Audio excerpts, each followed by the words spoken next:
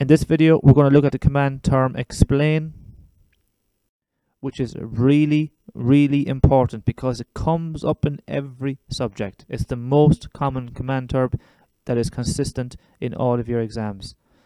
Alright, and time again, I have seen students throw away marks because they didn't develop their answer in enough detail. And it's not because they couldn't do it, it's because they didn't do it, which means they lost out on marks. And if you add up all those marks you lose, that adds to a grade or two overall. Alright, so it's very important that you develop this skill. It is transferable. You can use it in every subject. Okay, so you need to make sure you practice it until you perfect it. So, if you look, the new specifications for biology, alright, there's a 6-mark question in there. To get up to level 3, you need to have a detailed and coherent explanation. On the physics paper, okay, again, there's a level 3 for the 6-mark question. You need to give a detailed and coherent explanation. History, there's an 8-mark question, level 4 in this one because there's 8 marks going. Alright, so your complex explanation needed. So you need to make sure your answer is fully developed. Geography, again, a 6-mark question here. You need to give a detailed explanation.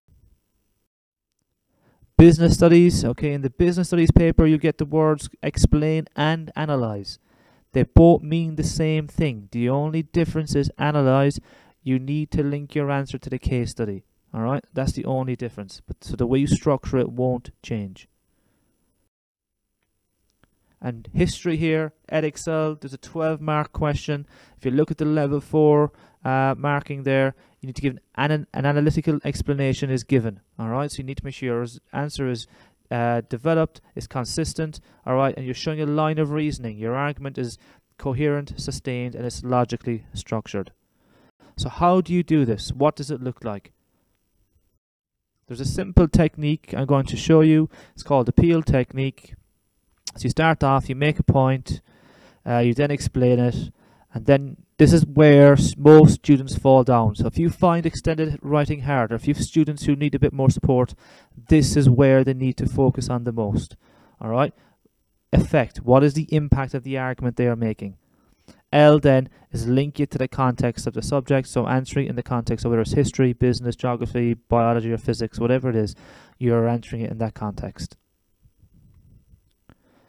So when you make a point, okay, like it's a basic answer, it might be a level 1. When you explain it briefly and say why, okay, it's level 2. And like I've been saying, to get to the top level, you need to talk about what is the impact. So if you look here, this is just a simple way you can structure a paragraph. Alright, your point, explain, effect. The box on the right hand side there is a magic box that's going to get you up to those level 3 or level 4 grids. You need to use these connectives to make sure your answer is developed. So as a result, therefore, this could lead to, etc. Use them effectively and watch your grades go up. So I'm going to show you how to do that now. Right, we're now going to actually look at this in practice. I'm going to start off with a simple example. So explain one benefit of setting up a business. So start off with a basic point. One benefit is you get to be your own boss. Why? This is because it is your business, so you get to decide how it operates. Now to get to level 3, we need to talk about the impact. So as a result of this, you will be more motivated to work hard and meet the customer's needs. So because of this, okay, because you're trying to meet the customer's needs, so therefore your business will be better perceived in the eye of the public. And because people now see you better, this could lead to more customers. And if you have more customers coming in, this could result in more revenue and profit over time. So see the way I started with my point, I explained it, and then I talked about the impact. Really, really important that you do this, especially if you want to get to level 3. So looking at the new specifications, how does this apply to them as well? So this is an 8-mark question in history. Just so you know, this is only one paragraph from the answer. I'm not going to go through the whole answer, it's just one paragraph. So the question was explaining in what ways were the lives of women in Germany affected by the Nazi social policies. So my point is, if they're affected in the way that they were made to look like typical Aryan women. Why? This is because their lives are not going to be more controlled, as Hitler wanted women to just focus on being good mothers. So what was the impact of this? Okay, how did this have an impact on them? So as a result, women were not expected to wear makeup or trousers, and dyeing their hair was forbidden along with perms. Only flat shoes were expected to be worn, and they were discouraged from slimming as it was considered bad for childbirth. So what's the outcome of this? So therefore, all right, women lost the freedom and right to choose how they wanted to appear in society. Again, reflect on how I started off my point, how I explained it, and I developed it by talking about the impact. And if you look here at AQA GCSE Biology, okay, there are 6 mark questions that come up. So explain how the carbon is recycled into the growth of new leaves. So you would start off with your point, leaves take in carbon dioxide. You then say why. So this is because it's needed for photosynthesis. Glucose and other complex carbon compounds are formed in plants.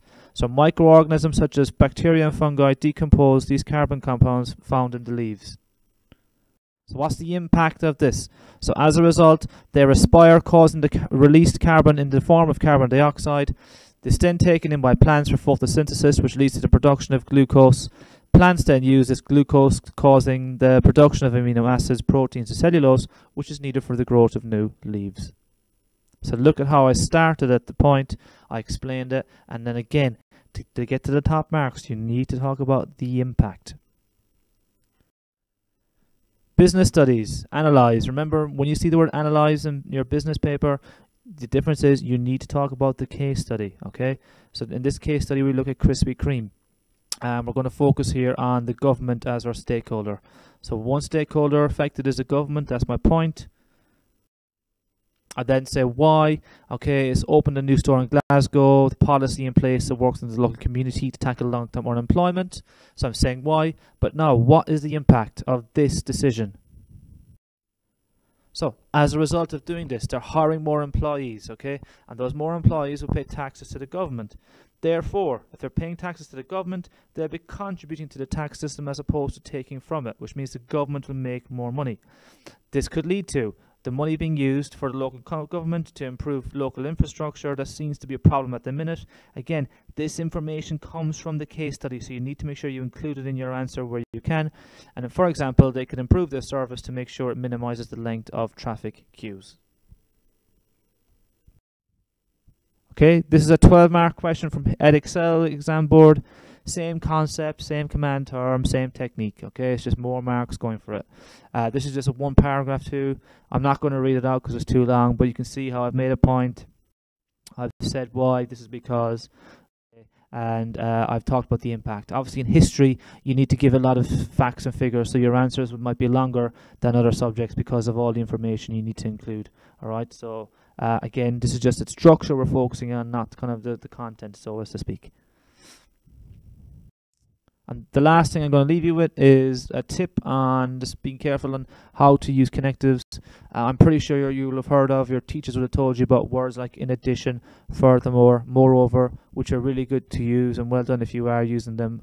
However, just be careful if you're going to use them when you're explaining, because more often than not, when students use these words, you can use them to develop your answer. However, I've seen students use them to kind of start off on a new point. So when they're in the middle of talking about the impact or the outcomes, they put in one of those words and they end up starting a new argument from the start again, which means their previous argument comes to an end and it's not fully developed enough, which means they can't get into level 3 or level 4, which means their answer isn't, because it's not in enough depth, which means your answer, the quality is reduced, which means you'll lose marks.